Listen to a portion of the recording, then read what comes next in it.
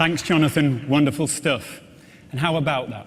What other event would show you a game like the visceral and action-packed Killzone, followed by the mesmerizing and thought-provoking Witness? And speaking of Killzone, at the end of the playthrough you saw earlier, Stephen hit the new share button and uploaded it directly to the Killzone Facebook page. So as soon as we're done here, please go check it out. Okay, so what follows now are not game presentations, but a glimpse of the future, sure to challenge your current vision of gaming. Two of our wonderfully talented creators will give us an early glimpse into their concepting process and demonstrate what is possible when you combine PlayStation 4 with unbridled creativity. So first up, please welcome, from the award-winning Quantic Dream, David Cage.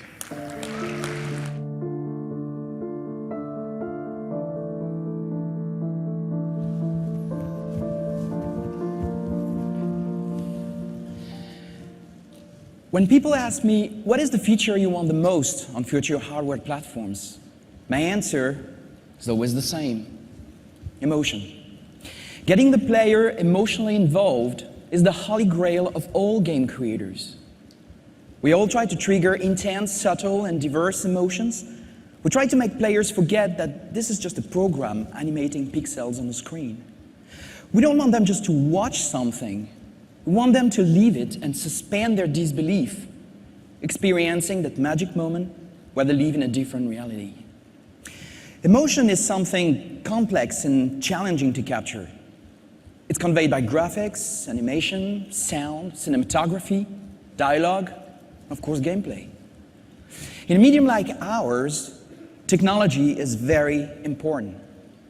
It is what we rely on to get the player emotionally involved. If you look in the past, some films were highly emotional while being silent and in black and white, but they were limited in their expression to simpler stories that had to be told under heavy technical constraints. Actors had to exaggerate their moves to convey their emotions, cameras could hardly move, and lighting as well as photography were barely concepts at the time.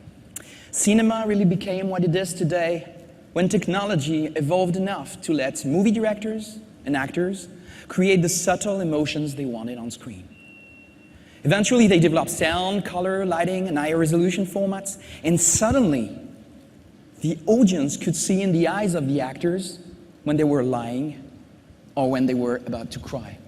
Pantomimes were not necessary anymore because the most subtle nuances of emotions could be seen on screen. With the PlayStation 4, games have now finally reached that stage. In 1999, Quantic Dream's first game, Omicron, featured characters with 350 polygons. Indigo Prophecy's main characters were around 1,500 polys. Heavy Rain's characters were about 15,000, Chara at 20,000. This year, Jodie Holmes and Beyond will be about 30,000 polygons. On PlayStation 4, this is what you can get. Quantic Dream has developed a completely new engine. What you see is running in real-time 3D on a PlayStation 4. It is our first attempt at using advanced skin shaders with translucency, realistic eyes shaders, volumetric lights, 3D depth of field, and many, many other features that were up until today reserved to CG films. This is the quality that we will get in our future games, and we know we can go even further. But more important than these technical features, we start to reach a point where you can see very subtle emotions on the face of a character, where you can feel his emotions just looking at his face, where you can see his soul just looking into his eyes. When you look at this old man, you can imagine who he is, what he thinks, what happened to him, without him saying a word. With the PlayStation 4, game creators can now forget about the technology limitations and simply focus on inventing experiences never seen before. We can concentrate on what amazing stories we want to tell and what incredible worlds we want to create. We can take you to places you have never been before and make you feel emotions that you have never felt in real life without having to wonder if we will have the horsepower to do so. We are now only limited by our imagination. Thank you.